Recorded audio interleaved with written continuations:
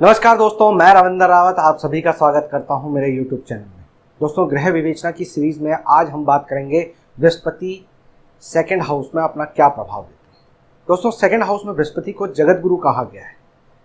यहाँ पर जगत गुरु होकर ये किस तरह से अपना प्रभाव देते हैं, ये शुक्र के घर में आए हुए हैं, तो यहाँ पर अपना क्या प्रभाव देंगे, नेगेटिव देंगे, पॉजिटिव देंगे, किन हालातों में ये नेगेटिव होंगे और किन हालातों में ये पॉजिटिव होंगे, वो सारी चर्चा मैं यहाँ पर करूँगा। लेकिन उससे पहले मैं आपको याद दिला दूं, अगर आपने अभी तक हमारे चैनल को सब्सक्राइब नहीं किया है तो प्लीज़ इसे सब्सक्राइब करें।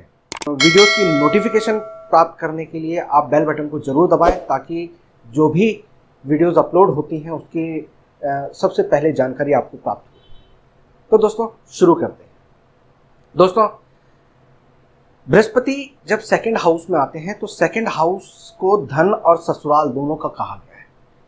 यहाँ पर बृहस्पति अपने पक्के घर में आ जाते हैं और यही घर शुक्र का भी है। शुक्र के साथ उन्होंने साझा किया हुआ है। इस घर में चंद्रमा उच्च के होते हैं। यहाँ पर जब बृहस्पति अपने घर में आ जाते हैं तो बहुत उत्तम हो जाते हैं। इनको जगत गुरु कहा गया है, यानी ऐसा इंसान कि वो अपने वाणी से, अपने ज्ञान से और अपनी नेचर से लोगों को अपना अनुयायी बना लेता है, अपना फॉलोअर बना लेता है, अपने आप को एक प्रतिष्ठित व्यक्ति के रूप में अपने आप को साबित कर लेता है, भले ही उसकी शिक्षा कितनी भी हो।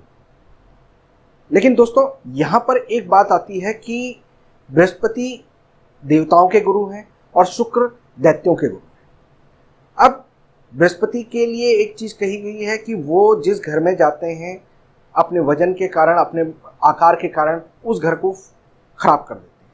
लेकिन ऐसा नहीं है, यहाँ पर वो पूर्ण रूप से खराबी नहीं देते, लेकिन यहाँ पर वो शुक्र को या शुक्र की चीज़ों को ज़्यादा पॉजिटिव कर देते हैं। यानी ऐसा इंसान जगत गुरु होगा, लेकिन इस इंसान के लेडी फॉलोअर बहुत ज़्यादा होंगे, या इस इंसान को स्त्रियों के द्वारा ज़्यादा बेनिफिट मिलेगा।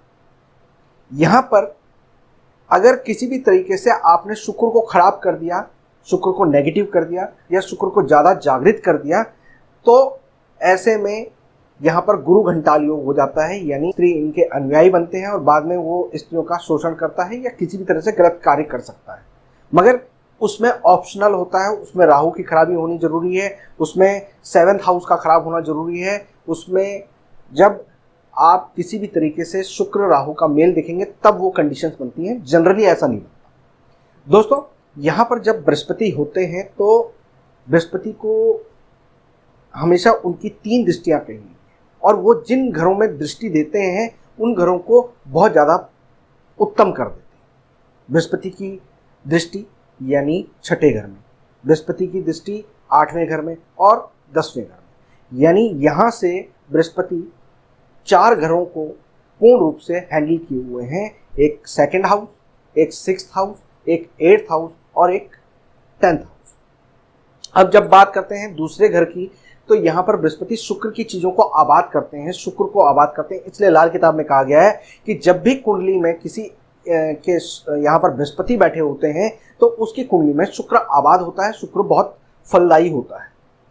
और शुक्र यहाँ पर ससुराल को रिप्रेजेंट कर रहा है, तो ससुराल से धन प्राप्ति के योग हैं या ससुराल का बेनिफिट मिलने का योग बनता है। दूसरी तरफ ये छठे घर को देखता है। छठे घर यानी ऐसे इंसान को लोन बहुत जल्दी मिल जाता है, ऐसे इंसान को दुश्मन भी बेनिफिट दे के चले जाते हैं। यानी दुश्मन इनका हानि करना चाहता है फिर भी बेनिफिट दे के चला जाता है। दुश्मन के कारण या अपने कंपटीशन के कारण ऐसा इंसान अपने जीवन में पैसा कमा लेता है। तीसरी बात कि यहाँ पर बृहस्पति जब 8वें घर को देखते हैं तो 8वां घर जो होता है गुप्त धन का होता है। अचानक किसी की मौत के कारण उसका कोई वारिस नहीं था तो इनको प्रॉपर्टी मिल गई, यानी निसंतान से प्रॉपर्टी मिल गई। कहीं अचानक किसी लॉटरी में उनको बेनिफिट मिल गया, धन का लाभ मिल गया, इस तरह की चीज़ें उनके साथ होती हैं। इसके बाद 10वें घर में बृहस्पति की नीच दृष्टि पड़ेगी, यानी वहाँ पर नेगेटिव प्रभाव रहेगा। इसलिए ऐसा इंसान कर्म के द्वारा उतना नहीं करता जितना अपनी वाक्र शक्ति के कारण, अपने रिलेशन के कारण या अपने भाग्य के कारण बेनिफिट प्राप्त करता है। दोस्तों, यहाँ पर एक चीज़ समझने की ज़रूरत है कि बृहस्पति यहाँ पर अपने उत्तम स्थान पर होने के कारण बहुत ज़्यादा बेनिफिशियल हो जाते हैं। अब हो सकता है कि हर किसी को ऐसा फल ना मिल रहा हो, तो उसके लिए आपको बृहस्पति के जो अपने पक्के घर हैं, यानी 5वां घर, 9वां घर, 11वां घर, 12वां घर, इन घरों को भी आपको नोटिस करना पड़ेगा। अगर इनमें उनके शत्रु ग्रह यानी राहु या शुक्र या फिर बुध ये वहां पर आ जाएं, तो इनकी जो मैंने ये फल बताए हैं उसमें कमी आ जाएगी, लेकिन मिलेगा जरूर। कम मिल सकता है, थोड़ा सा देरी से मिल सकता है, लेकिन उनको बेनिफिट जरूर मिलता है। तो सेकंड हाउस में बृहस्पति को बहुत ज़्यादा फायदा बताया गया है। अब जैसे मैंने आपको कहा कि यहाँ पर शुक्र को ये उच्च कर देते हैं, या यूं कहें कि शुक्र को आबाद कर देते हैं, तो अगर ऐसा इंसान जिसके कुंडली के सेकंड हाउस में बृहस्पति बैठे हैं, वो अगर शुक्र से रिलेटेड चीज़ों में इन्वॉल्व हो जाए, शुक्र से रिलेटेड कामों में चला जाए, तो उसको बेनिफिट मिलता है। उससे उनकी जो 9वीं दृष्टि 10th हाउस में पड़ती है, जो नीच दृष्टि हम कह रहे हैं, उसमें भी इजाफा हो जाता है। यानी अगर वो शुक्र से रिलेटेड काम करता है तो 10वां घर जो होता है वो आपके शनि का होता है, और शनि और शुक्र के काम को मिलाने से अब बृहस्पति का जो यहाँ पर नीच प्रभाव है वो कम हो जाता है। यानी ऐसा इंसान शुक्र से रिलेटेड काम, यानी कपड़ों का काम, ज्वेलरी का काम, मिट्टी का काम, जो भी ये शुक्र से रिलेटेड चीज़ें होती हैं उनसे जुड़े हुए काम करता है, तो उसको कर्म, उसके उस कर्म में उसको लाभ मिलना शुरू हो जाता है। दोस्तों, बृहस्पति सेकंड हाउस में जगत गुरु है, और जगत गुरु की पहली निशानी ये होती है कि वो सबका भला सोचे।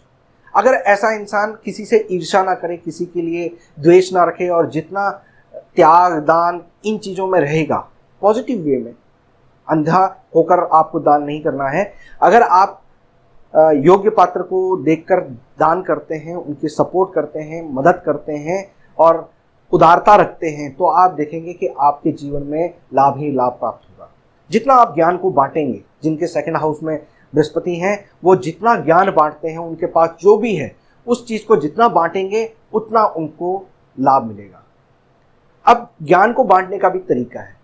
अगर सेकंड हाउस में बृहस्पति बैठे हैं और वो अपने ज्ञान को मीडिया के थ्रू लग्जरियस तरीके से अपने आप को प्रेजेंट करता है, एक गुरु के रूप में प्रेजेंट करता है, तो उसको बहुत ज़्यादा लाभ होता है। उसके स्त्री फॉलोअर्स इतने बन जाते हैं कि उसको बहुत ज़्यादा उसमें लाभ प्राप्त होता है। तो दोस्तों, ऐसे बहुत सारे आपने लोग देखे होंगे जो टीवी पे आके, न्यूज़पेपर्स में आके या और मीडिया के थ्रू, यानी शुक्र के जरिए उस अपने बृहस्पति को जागृत कर देते हैं और पूर्ण रूप से उसका लाभ प्राप्त करते हैं। तो दोस्तों, उम्मीद करता हूं कि आपको यहाँ पर सेकंड हाउस के बृहस्पति के गूढ़ रहस्यों के बारे में पता चला होगा। किसी भी तरह का कोई सवाल या डाउट रह गया हो तो आप हमें कमेंट बॉक्स में लिख सकते हैं। हमारी वीडियो आपको पसंद आई तो इसको ज़्यादा से ज़्यादा शेयर करें, लाइक करें। फिलहाल मैं अपनी वाणी को विराम देता हूँ। नमस्कार।